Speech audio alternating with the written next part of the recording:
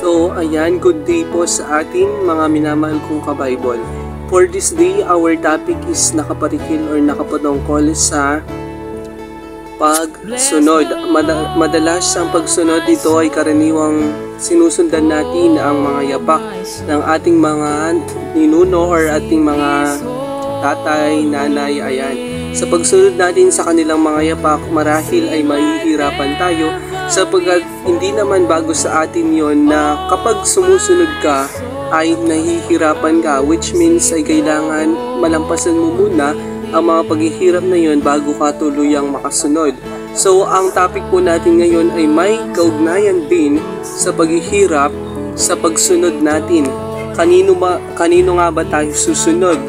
Sa kaninong yapak nga ba tayo susunod? Ang una sa ating punto ng ating daily reflection ay pagsunod sa mga yapak ni Kristo. In short, ito ay ang malaking kahirapan sa atin. Ayan. Ang pagsunod sa yapak ng ating Panginoong Jesucristo ay sadyang napakahirap. Marami ka munang dadaanan bago mo masundan ang yapak ng ating Panginoong Jesucristo. Kumbaga, sa mga nagpapari, ayan, sinusundan nila yung yapak ng ating Panginoong Jesucristo. Bago sila maging pari, syempre mahihirapan muna sila, dadaan muna sila sa iba't ibang mga uri ng formation bago sila makatuntong or bago sila maging karapat-dapat na magpahayag ng mabuting balita ng ating Panginoon. So, napakahirap, maraming pagdadaanan na proseso kung susundan natin ang mga yapak ng ating Panginoong Jesucristo. Ngunit sa mga gustong sumunod sa Kanya or sa mga willing talagang sumunod sa Kanya is walang mahirap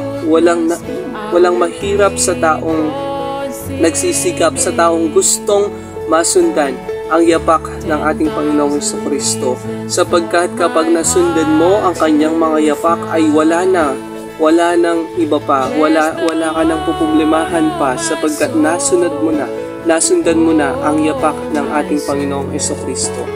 So, mga minamahal kong ka-Bible, our topic is very modern today. Today, the era of our gospel na sinusundan ang yapak ng ating Panginoong Jesucristo.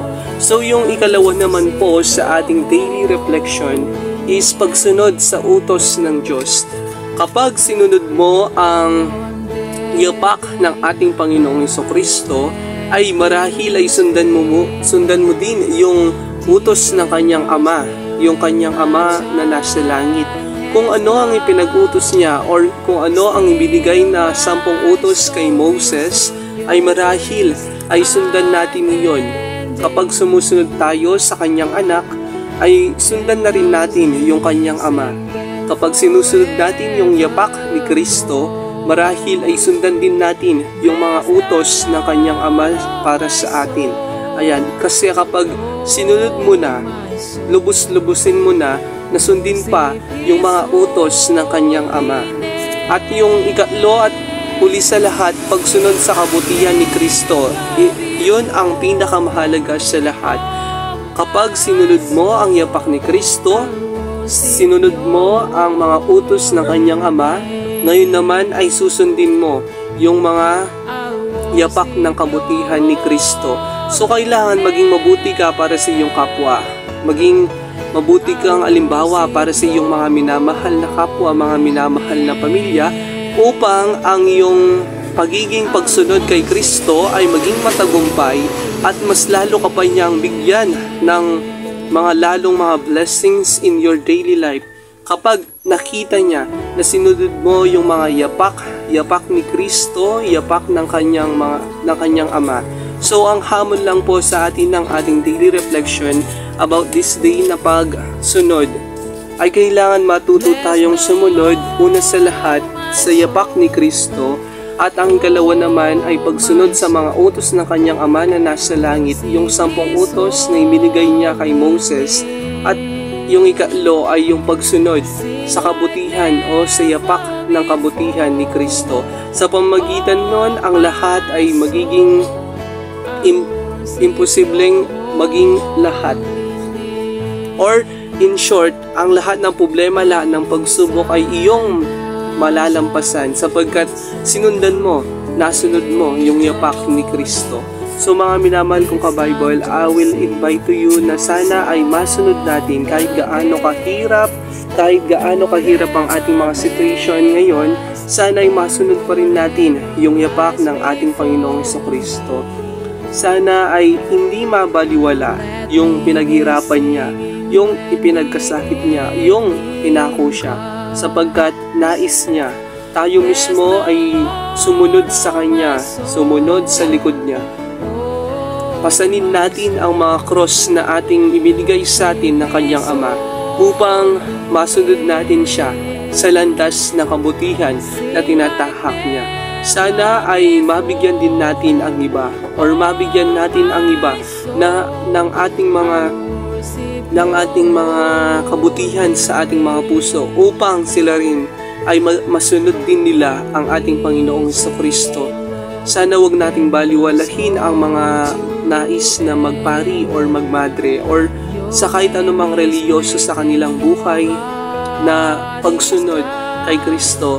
Samantala kahit hindi naman tayo maging pari or maging nagpapari or nagmamadre, ay parang may paraan din naman sa pagsunod kay Kristo. Kahit magsisimba ka lang in your daily life or sa araw-araw mong pamumuhay, yun ay klase na ng pagsunod kay Kristo.